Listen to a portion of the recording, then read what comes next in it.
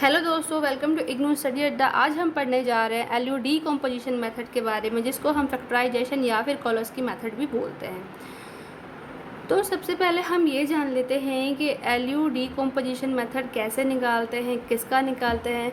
तो किसी भी स्क्वायर मैट्रिक्स का हम एलयू डीकम्पोजिशन मेथड हम फाइंड आउट कर सकते हैं। ठीक है, ये आपके इग्नू के एग्ज़ाम में 10 मार्क्स का आता है, इम्पॉर्टेंट है, बहुत ही इजी मेथड है, बस थोड़ा सा लेंदी है बट बहुत इजी है। आराम से आप 10 मार्क्स के लिए इसको आप कंसिडर कर सकते हो। ठीक है, तो आइए इसको स्टार्ट करते हैं। तो सबसे पहले हमें एक यहाँ पे इक्वेशन दी हुई है, हमें यहाँ पे 3 इक्वेशन दी हुई है, a11x plus a12y plus a13z equal b1। ठीक है, तो ऐसे करके मुझे यहाँ पे 3 इक्वेशन दी हुई है, मुझे इसको मैट्रिक्स के फॉर्म में कन्वर्ट करना है। तो मैंने क्या किया, मैट्रिक्स के फॉर्म में कन्वर्ट करने के लिए मैंने यहाँ पे जो ये कोफिशिएंट है एक्स वाई जेड के साथ में, मैंने उसको एक अलग से स्टोर कर लिया और उसको मैंने मान लिया ए। उसके बाद मैंने एक्स वाई जेड को स्टोर कर लिया एक्स में, मैट्रिक्स एक्स में। उसके बाद जो इसके वैल्यूज़ गिवन है इक्वेशंस की, उसको मैंने b1 b2 b3 इसको मैंने मान लिया b। उसके बाद अब क्या करना है, उसके बाद स्टेप 1 क्या है कि मुझे लेट कर लेना है कि जो मेरा a है वो इक्वल है l इंटू यू के। ठीक है, तो अब इसमें l क्या है, आपका जो l है वो लोअर ट्रायंगुलर मैट्रिक्स है और जो आपका u है वो आपका अपर ट्रायंगुलर मैट्रिक्स है। ये क्या होता है, ये देखिए स्टेप 2 में मैंने उसको शो किया हुआ है। ठीक है, लोअर वाले में क्या होगा, L21 L31 L32। ठीक है, बाकी सारे एलिमेंट आपके 1 1 और 0 0 में फॉर्म हो जाएंगे एंड u का अपर पार्ट आपका ऐसे गिवन होगा और नीचे वाला पार्ट आपका 0 हो जाएगा। ठीक है, तो बेसिकली ये है कि जब भी हम l और u को मल्टीप्लाई करेंगे तो हमें a मिल जाएगा। तो हमें इस l की जो ये सारे एलिमेंट है और जो ये u के सारे एलिमेंट हैं, हमें ये फाइंड आउट करने हैं। ठीक है, तो अब आगे देखते हैं। इफ़, ठीक है, हमने क्या लिखा, हम अपने मैट्रिक्स को ऐसे लिख सकते हैं ax इक्वल b, क्योंकि ये a है और ये हमारा x है और ये इक्वल b है। जब हम इसको मल्टीप्लाई करेंगे तो हमारा ये फॉर्म बन के आ जाएगा। ठीक है, तो हम इसको ऐसे लिख सकते हैं। तो वही मैंने यहाँ पे लिखा, if ax equal b then lux equal b। कैसे, इस a की जगह मैं ये lu लिख सकती हूँ। कैसे लिख सकती हूँ, क्योंकि हमने यहाँ पे लेट किया है कि जो हमारा a है वो lu के इक्वल है। ठीक है, तो मैंने अपने a को रिप्लेस कर दिया lu से। ठीक है, आगे देखते हैं। उसके बाद स्टेप 4 में क्या है कि मैंने यहाँ पे लेट कर लिया कि जो ux है वो y है। ठीक है, जो ux है वो y है। देखिए, उसके बाद हमने यहाँ पे देखा था ना कि जो हमारा lux है वो b है। ठीक है, तो अब इस पूरे की जगह अगर मैं इसको ux को y मान लेती हूँ तो ये क्या होगा, ly होगा, ly इक्वल b होगा। तो वही चीज़ मैंने यहाँ पे लिख लिया कि ly इक्वल b कर दिया। ठीक है, अब स्टेप 5 में क्या है, y को हमने मान लिया y1 y2 y3 और हमें इसी की वैल्यू फाइंड आउट करनी है। ठीक है, जहाँ पे y हमारा कैरी कर रहा है y1 y2 y3 को और हमें इनके वैल्यूज़ निकालनी है। स्टेप 6 में क्या करना है कि ux हमारा y है जो कि यहाँ पे गिवन है ना, ux हमारा y है। तो हमें इस x की वैल्यू फाइंड आउट करनी है, जो कि x जो कि क्या कैरी करता है, एक्स वाई जेड को कैरी करता है। तो जो हमारा रिक्वायर्ड सॉल्यूशन है, बेसिकली हमें ये निकालना है, तो इसकी वैल्यूज़ हमें मिल जाएंगी। तो आइए इसको हम क्वेश्चन के हेल्प से समझते हैं, आपको ज़्यादा अच्छे से समझ में आ जाएगा। ये पूरा जो प्रोसेस था, ये पूरा प्रोसेस स्टेप 3 देन यहाँ पे स्टेप 6 तक ये सारा हमारा था कि कैसे हम इसको फॉलो करेंगे। ठीक है, आइए अब इसको आगे समझते हैं। तो ये मेरा एक क्वेश्चन गिवन है, solve the following equation by using LU decomposition method. ठीक है, यहाँ पे मुझे इक्वेशन गिवन है X plus Y plus Z equal 1, 4x plus 3y minus Z equal 6, 3x plus 5y plus 3z equal 4। ठीक है, अब मुझे इसे मैट्रिक्स के फॉर्म में लिखना है, तो मैं इस पूरे को सेम फॉर्म में मैंने कन्वर्ट किया ax इक्वल b। ठीक है, अब जितने भी इसके साथ में कोफिशिएंट है, लाइक x के साथ में 1 है, y के साथ 1 है, z के साथ 1 है। ठीक है, 1 1 1 डाल दिया, फिर इसके साथ 4 3 माइनस का 1 यहाँ पे पुट किया, 3 5 3 यहाँ पे डाल दिया, फिर x y z x में डाल दिया, फिर 1 6 4 इसमें डाल दिया b में। ठीक है, तो ये हमारा मैट्रिक्स फॉर्म हो गया। अब क्या करना है, अब उसके बाद हमें लेट करना है कि जो हमारा a है वो LU के इक्वल है। ठीक है, लोअर एंड अपर में। तो a की जो वैल्यू है ये वाली हमने यहाँ पर डाल दी, देन इक्वल का सिंबल, L का जो मैट्रिक्स है हमने यहाँ पे पुट किया, U का जो मैट्रिक्स है हमने यहाँ पे पुट किया। अब क्या करना है, अब हमें इन दोनों को मल्टीप्लाई करना है। मैं ये मान के चल रही हूँ कि आपको मैट्रिक्स का मल्टीप्लिकेशन आता है। ठीक है, तो अब इसको हमें मल्टीप्लाई करना है। आगे देखते हैं।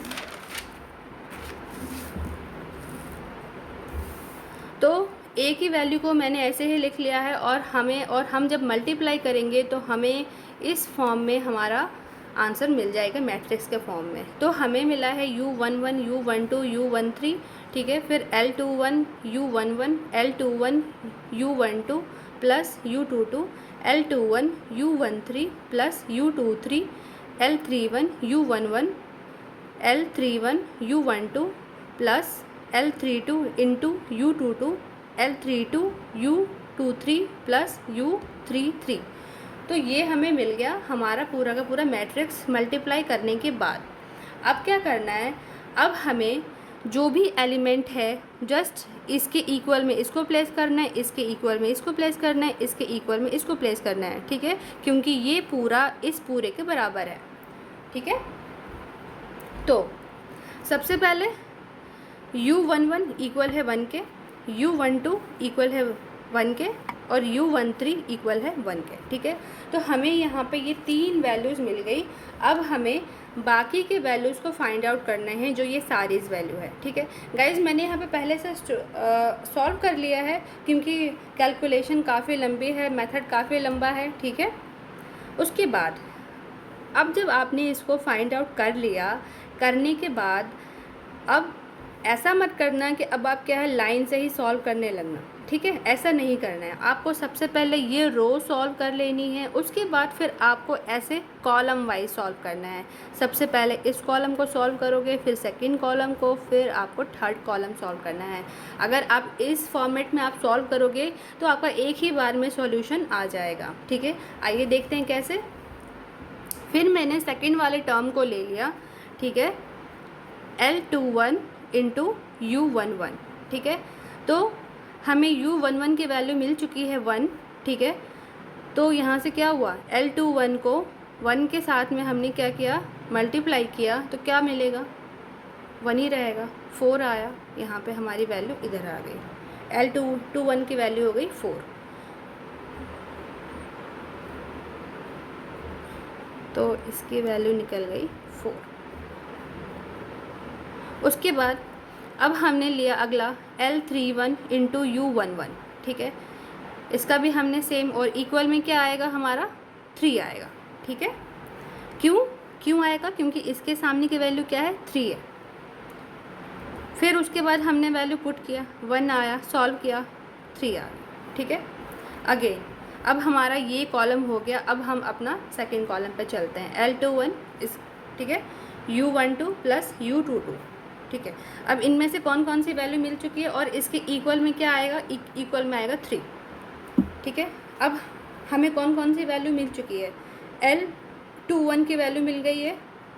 ठीक है, ये 4, फिर U12 की वैल्यू मिल चुकी है 1, और हमें इसका निकालना है। ठीक है, तो finally 4 into 1 plus U22 equal 3। Solve किया तो माइनस का 1 मिल गया। ठीक है, माइनस का 1 मिल गया। फिर ऐसे ही आगे हम सॉल्व करते जाएंगे। अगला लिया, अगला टर्म उठाया। ठीक है, इक्वल में वैल्यू डाली 5। ठीक है, जो जो वैल्यू है हमारे पास में सबको पुट कर लिया, और पुट करने के बाद में हमें क्या मिला, माइनस का 2। ठीक है, फिर ऐसे ही हमने अपने नेक्स्ट वाले टर्म को लिखा, इक्वल में डाला माइनस का 1, उसके बाद माइनस का 1 डालने के बाद हमने सॉल्व किया, हमें मिला माइनस का 5। फिर नेक्स्ट वाली वैल्यू उठाई यहाँ से, इक्वल में रखा 3, यहाँ पे हमने पुट किया, जितनी वैल्यूज़ थी सबको लेके राइट हैंड साइड पे आ गए। ठीक है, ये क्या है, ये ऐसे है ना, ब्रैकेट में, कंफ्यूज मत हो ना। ठीक है, तो पहले इसको मल्टीप्लाई किया, देन इसको मल्टीप्लाई किया।